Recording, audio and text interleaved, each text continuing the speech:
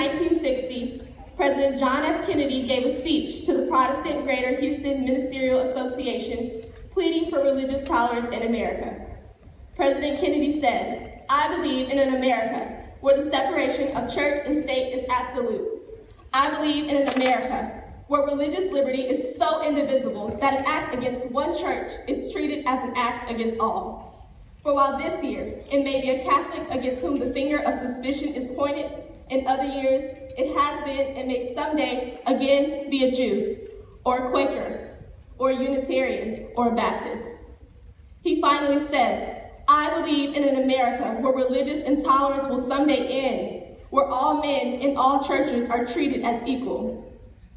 On August 28, 1963, Dr. Martin Luther King gave a speech at the Lincoln Memorial in Washington, D.C. He said, "I have a dream that my 4 little children will one day live in a nation where they will not be judged by the color of their skin, but by the content of their character." Dr. King said injustice anywhere is a threat to justice everywhere. In 2008, George Clooney said, "At some point in our lifetime, gay marriage won't be an issue, and everyone who stood against this civil right will look as outdated as George Wallace standing on the school steps, keeping James Hood from entering the University of Alabama because he was Black." A famous activist saying goes a little like, "I do not have to be a woman to believe in women's rights. I do not have to be Asian, an African American, a Latino, or Native American to believe in civil rights. I do not have to be gay, lesbian, and bisexual to believe in gay rights.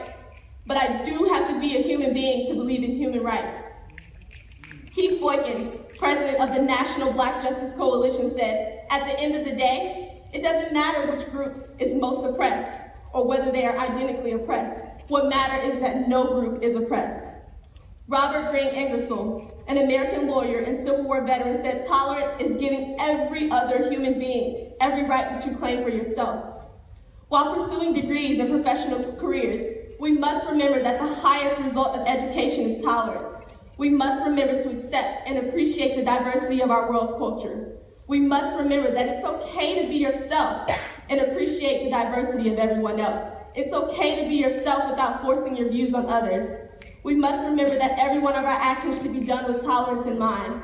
We must accept that human beings, naturally diverse in the way they look, their economic status, the way they speak, what they believe in, how they behave, what they value, who they love, these are human beings we're talking about.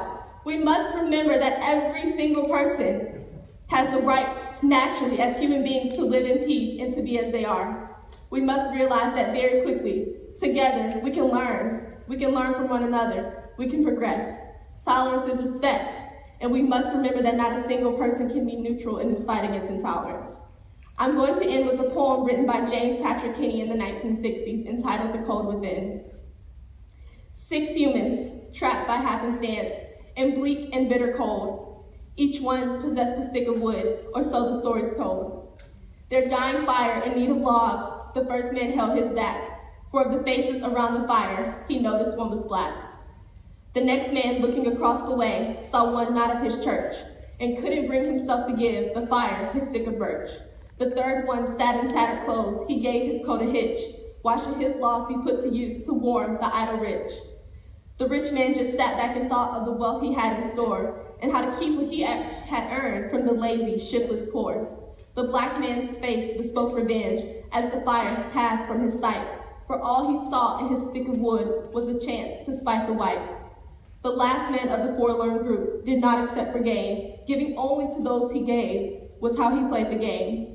Their logs, held tight in death's still hands, was a proof of human sin. They didn't die from the cold without, they died from the cold within. Thank you.